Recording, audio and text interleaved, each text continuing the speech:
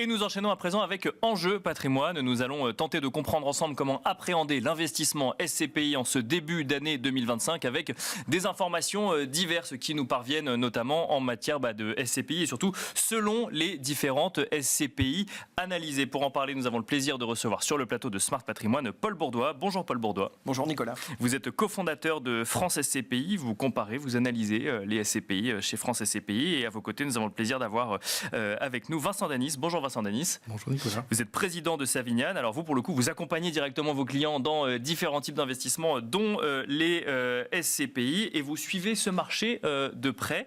On va peut-être commencer avec vous, Paul Bourdois. Je vous disais juste avant l'émission, quand on se concentre uniquement sur les articles de presse, pas sur les chiffres, mais sur les articles de presse, on a l'impression que d'un article à l'autre, où tout va bien, ou c'est la catastrophe sur les SCPI, avec encore 10 SCPI qui ont baissé leur prix de part depuis le début de l'année, des rendements et notamment des dividendes qui diminuent sur les SCPI au global en 2024, et un certain nombre de SCPI qui arrivent à tirer leur épingle du jeu. Déjà, alors vous allez nous expliquer ce que vous en pensez, mais est-ce que c'est uniquement les jeunes SCPI qui offrent du rendement aujourd'hui ?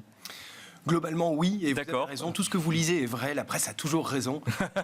En général, ce dont on s'aperçoit en effet pour 2024, et je pense que ça va être encore plus vrai pour 2025, c'est que le marché est polarisé. C'est-à-dire qu'on a soit des très bonnes SCPI, quand je dis très bonnes, et on s'entend, c'est... Il n'y a pas de jugement de valeur, mais il y a des rendements à la clé, ouais. Exactement, qui servent du rendement. Et puis, d'un autre côté, vous avez en effet des SCPI qui corrigent et qui sont un peu plus dans une impasse, en tout cas dans une impasse de liquidité. Donc, un marché extrêmement fragmenté.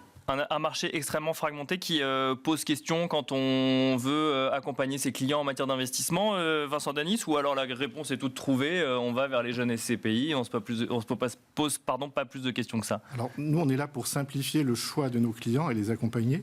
Et simplifier leur choix aujourd'hui, ce n'est pas simplement les jeunes et les anciennes, ce sont les SCPI qui collectent et qui ont la chance de pouvoir investir et qui n'ont pas de problème de liquidité dans le marché actuel. D'accord. Et celles qui, par contre, ne collectent plus, qui parfois ont des problèmes de liquidité de part en attente de retrait. Et pour celles-là, elles sont probablement à l'infirmerie pendant un certain temps et toute l'année 2025.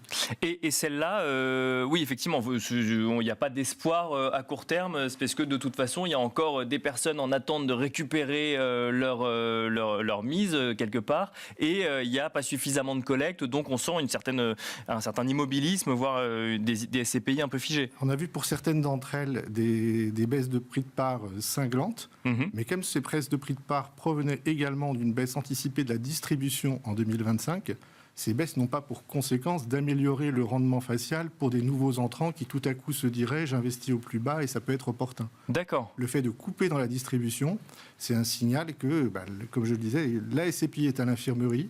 Et malheureusement, il est prévu qu'elle reste à l'infirmerie probablement toute l'année. Et ça, c'est quelle proportion du marché c'est SCPI pour qui la situation est vraiment compliquée, Vincent Danis ou Paul Bourdois, je ne sais pas qui a la réponse. Mais...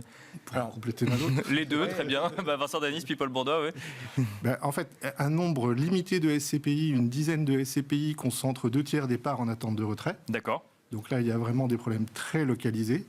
Après, dans les SCPI qui vont mieux, là par contre c'est beaucoup plus diffus, puisqu'effectivement on va trouver toutes les jeunes SCPI qui par nature collectent, investissent au bon moment, mais on trouve aussi quelques véhicules qui ont plutôt bien traversé la crise, qui continuent de collecter et qui bénéficient aussi de ces investissements relatifs. Donc globalement, il y a des problèmes très concentrés, mais par contre sur les attractions et les potentiels de meilleure fortune en 2025, eh bien on va trouver des SCPI de toute nature. Donc ça reste les SCPI pour lesquels la situation est vraiment compliquée, reste une part concentrée, minoritaire du nombre de SCPI en France, Paul Bourdois, si je comprends bien. Oui, je suis tout à fait d'accord avec vous. Et j'ajoute que les SCPI qui posent des problèmes aujourd'hui, des problèmes de liquidité, puisque c'est la majeure partie du problème, ce sont des SCPI qui ont toujours le même portrait robot. C'est des SCPI qui sont plutôt anciennes, qui ont en tout cas entre 20 et 30 ans, qui sont investis sur des bureaux en Île-de-France, donc bureaux vieillissants, et qui évidemment, comme on le sait, n'ont pas réussi à arbitrer ou n'ont pas voulu arbitrer leur patrimoine. Elles se retrouvent un peu dans la panade, comme on le disait. Je précise également que ce qui se passe, et la raison pour laquelle ces SCPI doivent dévaloriser leur prix de part, sans rentrer trop dans le technique, c'est qu'elles ont profité d'une collecte qui était importante et massive ces dernières années.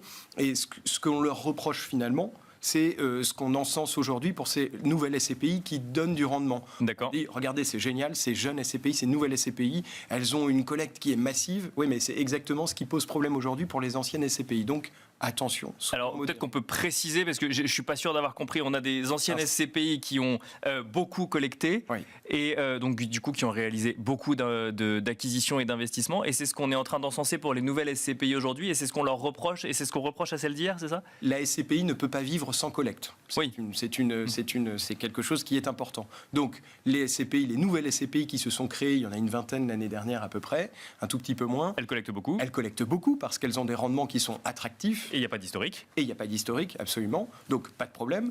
Et c'est exactement cette énorme collecte, cette collecte massive, c'est ce qui pose problème aujourd'hui à ces vieilles SCPI, ces SCPI plus anciennes, parce qu'elles ont collecté massivement. En général, elles sont issues de réseaux bancaires. Et donc, elles ont dû forcément investir sur des actifs pas au bon moment et des actifs... Dans un marché immobilier plus haut. Exactement. Et qui corrigent aujourd'hui. Donc attention, pardon, si vous m'avez compris. Les SCPI aujourd'hui qui collectent beaucoup, elles pourraient avoir des problèmes demain, en effet, de rendement ou de correction de prix de part. Vrai sujet, Vincent Tanis, est-ce que ça veut dire qu'aujourd'hui, à la lumière de ce qu'on a pu connaître depuis un an et demi sur le marché des SCPI, alors c'est pas la première crise que connaissent les SCPI, mais en tout cas à la lumière de ce qu'on a connu ces derniers mois, on investit différemment aujourd'hui en SCPI, on regarde des critères un peu différents en fonction du contexte économique actuel? Alors effectivement, parmi les critères qui demeurent, il y a ce côté cohérence entre la collecte et les investissements.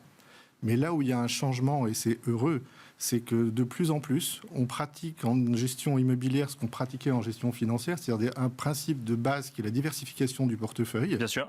Et avoir plutôt une allocation entre plusieurs SCPI, ne pas emmener un épargnant sur une seule SCPI en disant là on prend un risque sur un placement long terme où ça peut bien se passer, mais il peut aussi y avoir des déviations. Et notamment pour le risque sur les jeunes SCPI, c'est qu'un épargnant qui entre aujourd'hui dans une jeune SCPI, par nature, il ne connaît que 10% du patrimoine que la SCPI aura dans 4 ans, dans 5 ans. Bien sûr. Et donc ça, c'est à avoir en tête. Mais il y a une carte blanche donnée au gérant. Tant que le gérant reste raisonnable et a des investissements qui restent en phase avec ce qu'il a fait depuis le départ, tout va bien. Si d'aventure la collecte se poursuit et que le gérant n'adopte pas une politique d'investissement raisonnée en phase avec cette collecte, là, par contre, il y a intérêt à suivre et peut-être sortir avant que les problèmes n'arrivent. Voilà. Ce que vous dites est très clair, mais j'ai encore du mal à comprendre si je me positionne du point de vue du particulier. C'est-à-dire que d'un côté, si on me dit cette SCPI existe depuis 30 ans, il n'y a pas de risque, ça a toujours fonctionné. Ce que je comprends, c'est qu'il faut que ça allume une petite alerte rouge dans ma tête en me disant attention, parce que c'est pas forcément toujours bien. Mais en même temps, une jeune SCPI qui n'a pas encore complètement réalisé ses investissements, c'est pas non plus toujours effectivement exempt de tout risque. Donc stratégiquement, ça devient compliqué pour l'investisseur particulier. Mais le choix de l'investisseur, c'est de bénéficier de la granularité de la SCPI et pour le montant d'investissement qu'il souhaite faire, avoir la capacité de répartir entre plusieurs véhicules. Par exemple, en 2025... Plusieurs véhicules diversifiés ou pas forcément? Pas forcément, mais le critère sera plutôt véhicule par véhicule. Aujourd'hui, par exemple, nous on regarde beaucoup les SCPI à capital fixe qui sont quasiment des oubliés du marché parce qu'elles ne comportent pas d'enjeu commercial. D'accord. Mais elles ont subi parfois les mêmes décotes que des SCPI à capital variable, tout en ayant à la fois des réserves et des potentiels de plus-value qu'elles peuvent réaliser parce qu'elles ont acheté à bon compte des immeubles il y a très longtemps et qu'elles pourront aussi alimenter par les plus-values futures beaucoup plus rapidement que les SCPI nouvelles. D'accord. À côté, on voit des jeunes SCPI qui n'ont pas fait tout pour le rendement, ce rendement facial qui est très attractif et qui peut-être préjuge des collectes à venir mais pas des performances futures. Eh bien, certaines jeunes SCPI ont commencé à doter très tôt leur report à nouveau et donc probablement seront des meilleurs véhicules à moyen et long terme que des SCPI qui ont un peu trop parié sur leur capacité à maintenir un rendement fictivement élevé. Paul Bourdois, comment est-ce qu'on fait le choix dans toutes les SCPI existantes? Moi, il y a quand même une question qui me taraude quand je traite ce sujet, c'est une SCPI qui a baissé son prix de part. Est-ce que c'est forcément une SCPI qu'il faut tenir à l'écart de futurs investissements? Alors, ça dépend de combien elle a baissé son prix de part. D'accord. Nous, ce qu'on conseille... Ça peut lui redonner du souffle un peu aussi. Oui, mais alors Nicolas, je vous laisse investir sur ces SCPI qui viennent de dévaloriser. Moi, pour l'instant, je n'y vais pas et je ne conseille pas nos clients, puisque France SCPI accompagne ses clients dans l'investissement de SCPI. on déconseille aujourd'hui d'aller sur ces SCPI. D'accord. Et en effet, le principe de diversification dont on parlait à l'instant, il est extrêmement important. Diversification à l'intérieur d'une SCPI, en effet, elle peut investir de manière diversifiée.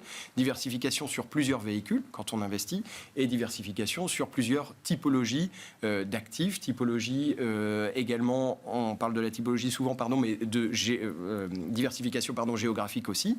On peut investir en Europe, on peut investir hors de France, etc. Donc, principe de diversification, d'opportunisme, si on peut dire ça autrement, ou de ne pas mettre tous ses œufs dans le même panier plus couramment. Ouais. Est-ce que vous constatez que les SCPI diversifiés sont plus attractives, ou en tout cas il y a une appréhension plus grande appréhension, pardon, c'est pas le bon terme, mais est-ce qu'il y a une envie plus grande d'investir dans des SCPI diversifiés que dans des SCPI plus spécifiques aujourd'hui, Paul Bourdois? Alors, c'est un peu, moi je me méfie un peu des termes généraux, parce que diversifié aujourd'hui, on met un peu toutes les SCPI veulent être diversifiées. C'est vrai que il y a, disons, 10 ans, 15 ans, 20 ans même, la mode était un peu aux SCPI monotypologiques. Donc, c'était des SCPI spécialisés dans les bureaux, dans les commerces, dans la logistique, etc. Et on se rend compte aujourd'hui qu'il faut répondre à différents cycles, que la logistique est un marché qui est moins profond que celui des bureaux, la santé, pareil. Donc, je me méfie un peu il faut investir dans les SCPI diversifiés. Aujourd'hui, toutes se réclament d'être des SCPI diversifiés. Toutes, j'exagère peut-être un peu, mais la majorité. Donc, non, il faut être sélectif avant tout. Vincent Danis, je reviens sur ces SCPI qui ont fait baisser leur prix de part. Est-ce qu'on peut s'attendre à ce qu'il y en ait d'autres dans l'année? Est-ce que c'est toujours forcément un signal d'alarme quand on accompagne des investisseurs dans leur stratégie? Oui, pour certaines, parce que pour les immeubles de bureaux de plus de 50 millions d'euros, là, le marché n'est pas stabilisé encore. On a bien du mal à trouver un prix. Et très probablement, il y a une donnée qui nous échappe, mais qui impactera fortement les expertises, qui va être l'évolution des taux à long terme, bien sûr, pour déterminer quel est l'écart qu'il convient encore d'appliquer à ces patrimoines-là. Donc ça, c'est pas stabilisé. Pour le côté ancienne SCPI, est-il opportun d'y entrer? Quand même 2 remarques. La première, c'est que ça dépasse le cadre des SCPI, mais on a rarement envie d'entrer dans un endroit dont on ne peut pas sortir.